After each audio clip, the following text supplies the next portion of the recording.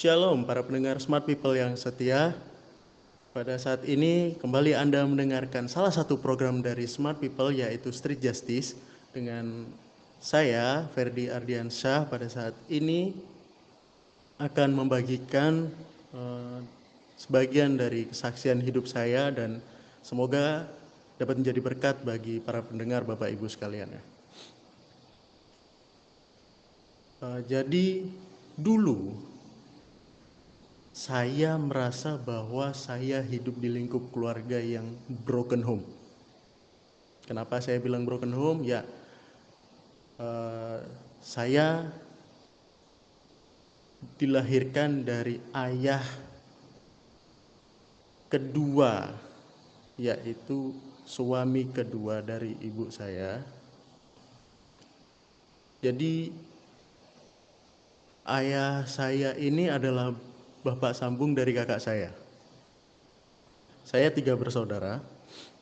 Saya yang nomor 2, dan adik saya itu juga memiliki bapak yang berbeda dari saya.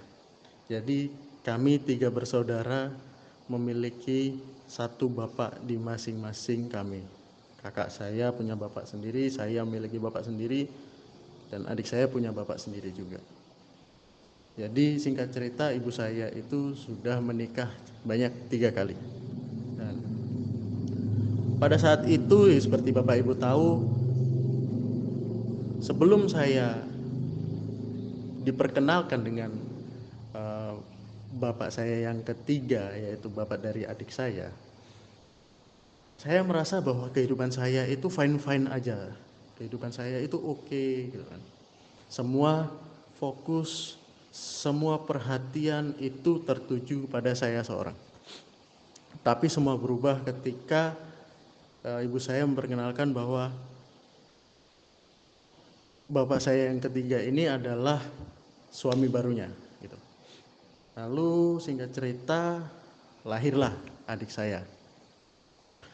Dan setelah adik saya lahir, saya merasa bahwa seluruh perhatian yang dulunya saya dapat itu lari ke adik saya.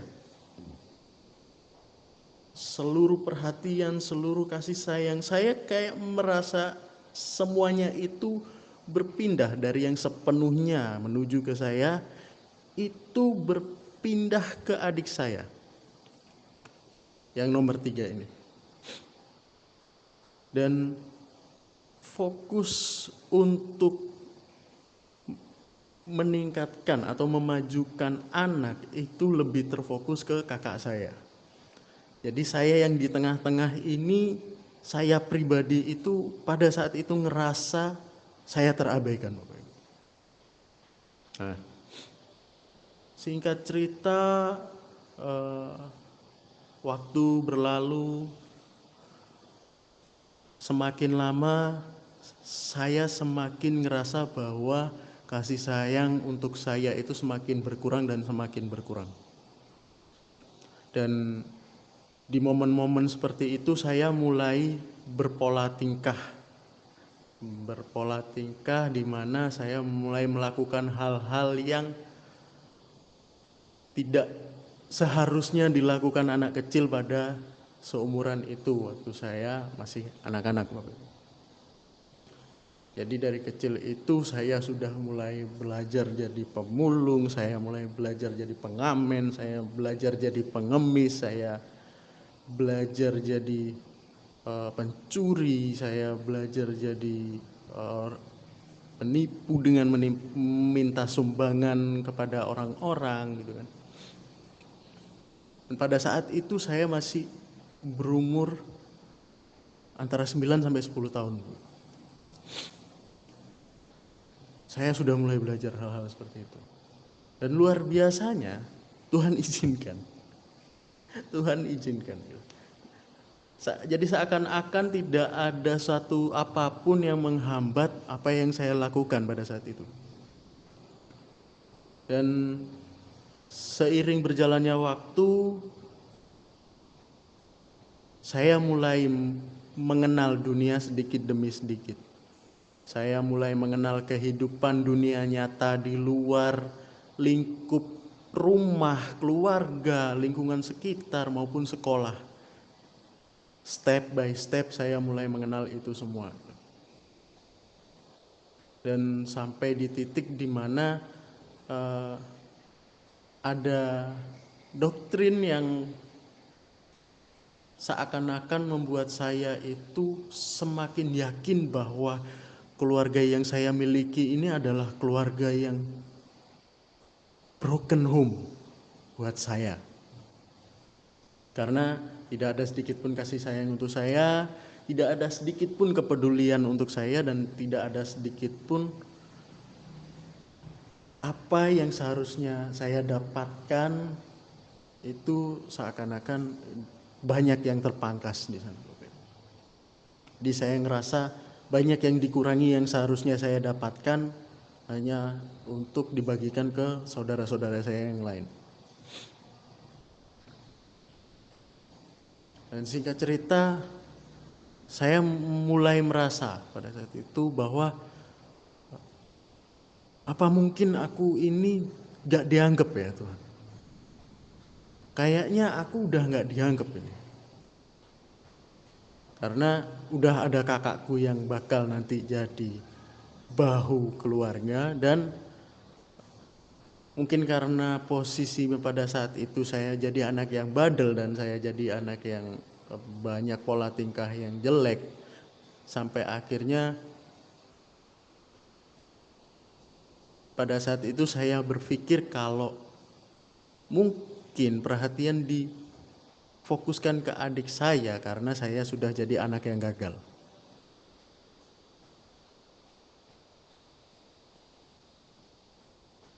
Dan singkat cerita, seiring berjalannya waktu, saya perlahan-lahan mulai diajak pada saat itu untuk mulai mengenal namanya dunia pelayanan.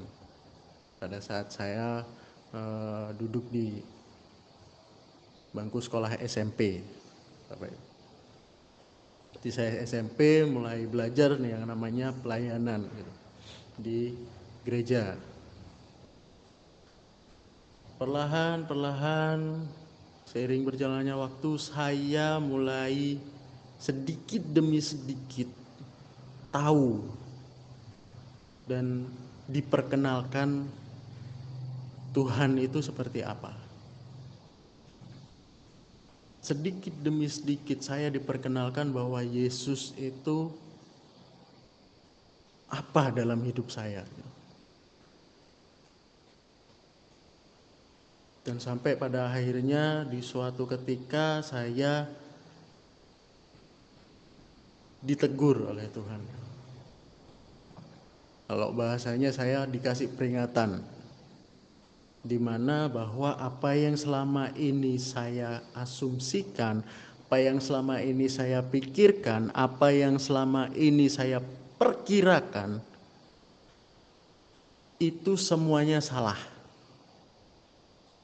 Dan seketika semua itu diputarbalikkan oleh Tuhan, di mana yang dulu saya itu berpikir kalau saya itu adalah anak yang gagal karena saya tidak mendapatkan kasih sayang dari orang tua saya, dibalik menjadi ternyata saya jadi seperti ini karena saya yang memilih jadi seperti ini. Kenapa saya memilih jadi seperti ini? Saya kecewa dengan orang tua saya kecewa dengan kakak saya kecewa dengan adik saya kecewa dengan keluarga saya, yang ngebuat saya memilih jalan di mana aku lebih baik jadi rusak. Nah, pada saat itu Tuhan putar balikan semua dan akhirnya saya mendapatkan sudut pandang yang baru. Jadi benar-benar Tuhan ubahkan hati saya, benar-benar ubahkan pikiran saya Tuhan, yang ngebuat saya itu memiliki sudut pandang yang baru tentang keluarga yang saya miliki. Yang tadinya saya berpikir bahwa keluarga saya ini adalah keluarga broken home, diputarbalikan sama Tuhan menjadi keluarga yang luar biasa bagi hidup saya, di mana saya sadar kalau orang tua saya, terutama ibu saya, itu bekerja mati-matian banting tulang untuk menghidupi kami semua yang ada di rumah itu. Dengan tanpa adanya sosok bapak ya, yang seharusnya kami miliki untuk melindungi kami, untuk menafkahi kami, untuk mengayomi kami sekeluarga, semua itu dipikul bebannya oleh ibu saya sendiri.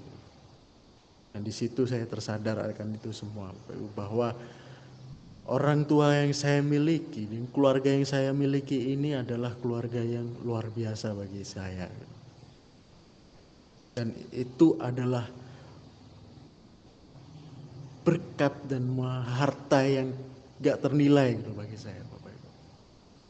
Yang ngebuat saya langsung, wow Tuhan, ternyata selama ini apa yang aku pikirkan itu salah. Makasih Tuhan, Kau telah menyadarkan aku. Dan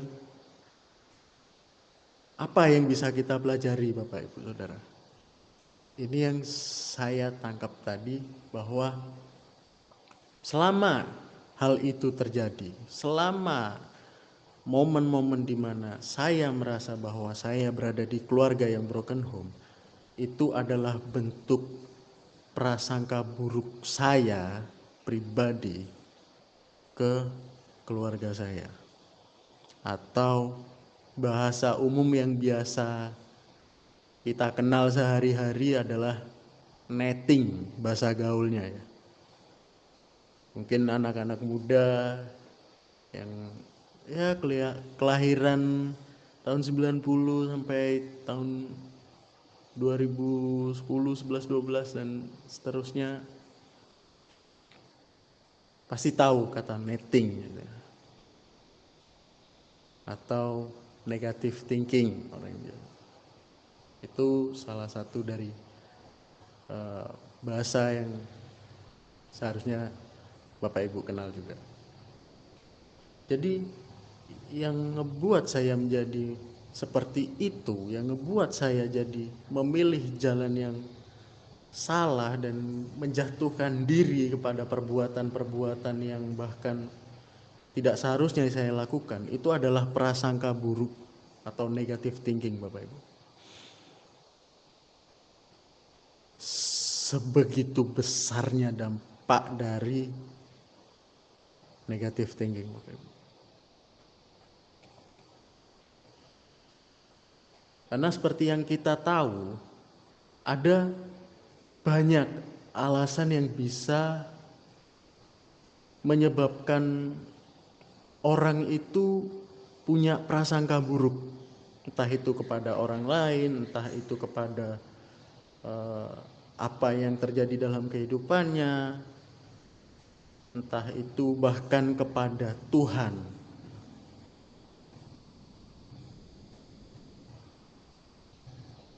Alasannya bisa jadi karena kita itu mendengar berita kurang baik tentang mungkin orang tersebut, tentang lingkungan tersebut,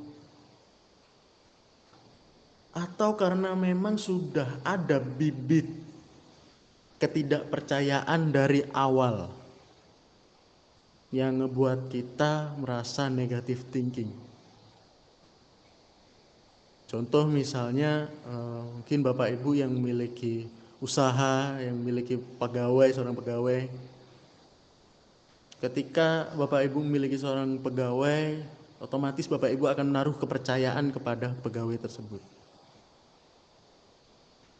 Nah, seandainya kalau dari awal Bapak Ibu Saudara tidak menaruh kepercayaan karena tidak memiliki kepercayaan kepada pegawai Bapak Ibu tersebut, apakah mungkin sehari-hari selama dia bekerja Bapak Ibu Saudara memiliki prasangka yang baik pada pegawai tersebut? Nggak akan mungkin.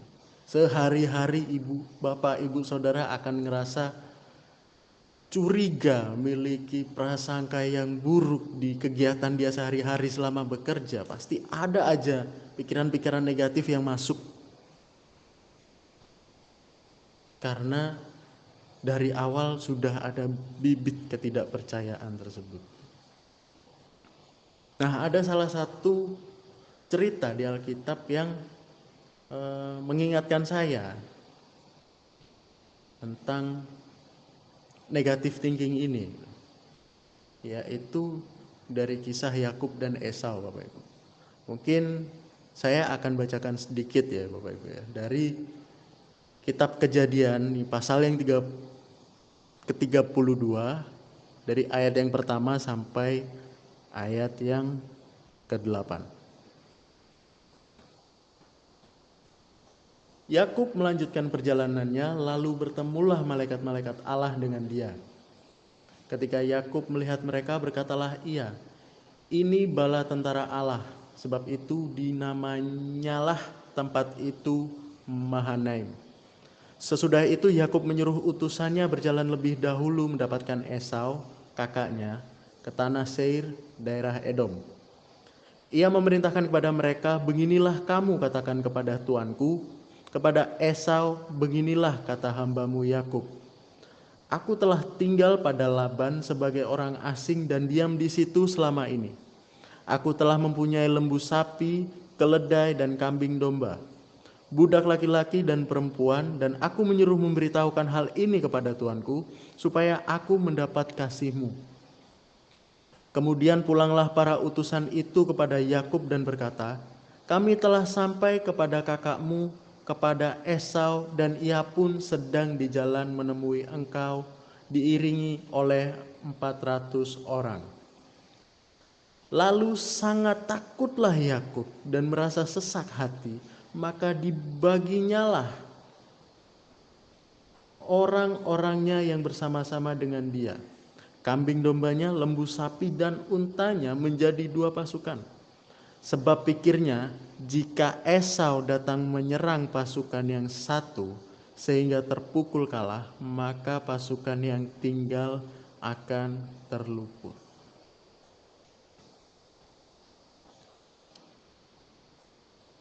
Dari kisah ini Bapak Ibu Saudara, kita bisa melihat bahwa ketika Yakub mengirim utusannya pada Esau, dia tidak memiliki prasangka apapun kepada Esau. Tetapi ketika utusannya kembali dan berkata kepada Yakub bahwa Esau akan datang menemui dia, Yakub itu langsung ketakutan. Nah, kenapa Yakub kok tiba-tiba ketakutan? Hanya karena mendapatkan informasi bahwa Esau akan menghampiri dia, akan menemui dia. Seandainya kita ada di suatu tempat ngabarin saudara kita lagi ada di kota mereka, terus mereka bakal bilang, "Oh ya, kita jemput ya, kita sampiri ya," gitu. Kita nggak mungkin merasakan takut. Tapi kenapa Yakub ini ketakutan karena informasi tersebut? Karena Yakub memiliki prasangka buruk terhadap Esau. Tuh, alasannya kenapa? Alasannya karena ia itu punya kesalahan masa lalu pada Esau. Jadi Yakub ini takut Esau ngebales dia gitu, pada saat itu Bapak Ibu. Jadi ketika utusannya Yakub ini balik dan memberikan informasi bahwa Esau ini berangkat buat nemuin dia bersama-sama dengan 400 orang ya, yang ngiringi Esau. Itu mungkin Yakub ngerasa bahwa wah, kelompokku bakal dibantai ini. Maka dari itu Yakub memutuskan untuk membagi 2. Seperti yang kita baca tadi, membagi 2 orang-orang yang mengikut dia. Karena Yakub berpikir bahwa Esau akan membantai mereka. Karena memiliki dendam pada Yakub. Karena Yakub dulu pernah melakukan kesalahan pada Esau.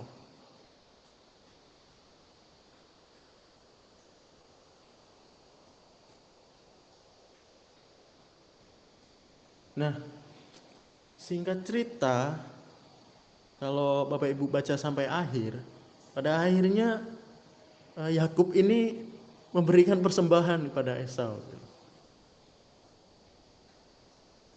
Dan ternyata Bapak Ibu, apa yang menjadi prasangka Yakub itu salah. Jadi di sini kita belajar bahwa negative thinking atau berprasangka buruk itu gak baik. Karena yang namanya prasangka, apalagi prasangka buruk yang kita pikirkan itu belum tentu benar, Bapak Ibu. Kalau kita percaya sama prasangka buruk itu, bisa-bisa secara sadar maupun tidak sadar ya, kita bisa menghakimi orang lain. Nah, kalau udah sampai titik kita menghakimi ini, kita bisa saja sampai menyerang ataupun menjelek-jelekkan orang tersebut. Tetapi bisa juga netting itu membuat kita jadi tidak percaya diri. Ya, contohnya ya dari saya tadi, bahwa saya merasa bahwa saya ini jadi seorang anak yang gagal gitu. Karena negative thinking itu tadi, karena prasangka buruk yang masuk ke dalam pikiran saya. Dan akhirnya ngebuat saya pribadi nyerah, bahkan sampai melarikan diri.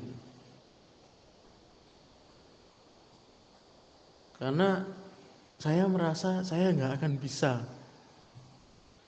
akan bisa jadi terlihat baik di hadapan keluarga, di hadapan orang-orang.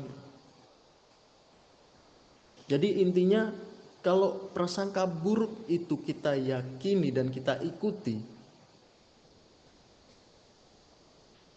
secara tidak langsung itu akan merusak relasi kita dengan orang lain dan hubungan kita dengan orang-orang yang kita miliki, dan kita tanami prasangka buruk itu gak akan jadi baik, Bapak Ibu.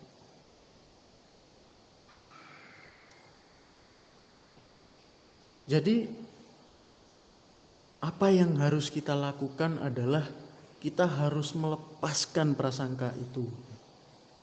Kita harus merubah sudut pandang yang kita punya ketika kita diserang oleh prasangka buruk terhadap sesuatu, seseorang, bahkan terhadap Tuhan terlebih. Apakah mungkin kita punya prasangka buruk ke Tuhan? Pasti hal itu bisa terjadi dalam kehidupan kita kalau sejak awal kita tidak memiliki hubungan yang baik dengan Tuhan secara pribadi.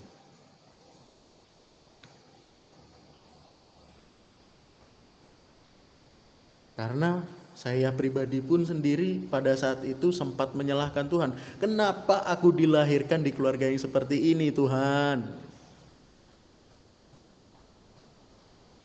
Karena pada saat itu saya belum benar-benar kenal Tuhan seperti apa. Hubungan saya dengan Tuhan belum sedekat dan seintim di titik sekarang ini.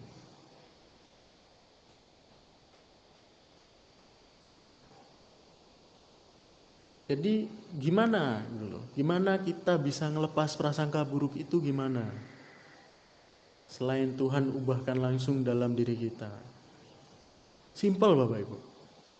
Bapak Ibu bisa langsung bertanya kepada yang bersangkutan.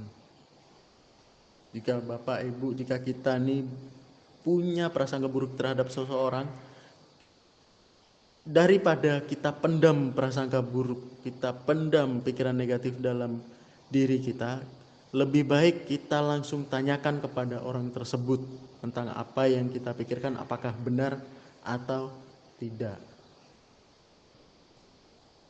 Atau bisa juga bertanya kepada sumber lain atau orang-orang terdekat yang kita bisa percaya. Jadi intinya kita perlu membuka komunikasi dan cari tahu apa yang kita pikirkan yang jadi prasangka buruk kita itu benar apa enggak. Jadi kita bisa tentuin nih step-step, langkah-langkah yang harus kita pilih dengan bijak. Selanjutnya kita harus melakukan apa. Nah, seandainya jika prasangka buruk kita itu ternyata benar-benar terjadi, jadi kita sudah bisa menentukan cara untuk hal negatif itu tidak terjadi atau tidak dilanjutkan. Tetapi kalau apa yang kita pikirkan itu ternyata tidak benar seperti apa yang terjadi pada saya, kita harus mengubah cara pikir kita. Jadi saya harus merubah pola pikir saya pribadi. Kalau nggak gitu, saya sampai kapanpun nggak akan bisa menerima bahwa keluarga saya ini adalah keluarga yang terbaik buat saya. Kalau saya nggak merubah cara pikir saya, sampai kapanpun saya akan berpikiran bahwa keluarga yang saya miliki adalah keluarga yang broken home. Jadi kita harus merubah pola pikir kita, cara berpikir kita tentang orang tersebut, lingkungan tersebut, terutama terhadap Tuhan. Kalau pada saat ini, pada detik ini, pada saat Bapak Ibu mendengarkan apa yang saya sampaikan ini, Bapak Ibu sedang berprasangka buruk terhadap Tuhan, ubah cara pikir kita.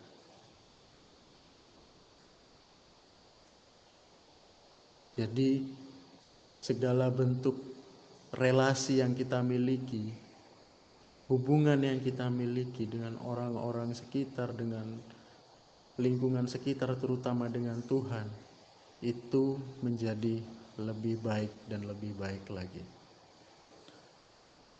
Baik, sekian kesaksian dari saya. Semoga kesaksian ini dapat menjadi berkat bagi seluruh pendengar Street Justice di Smart People. Terima kasih. Tuhan Yesus memberkati.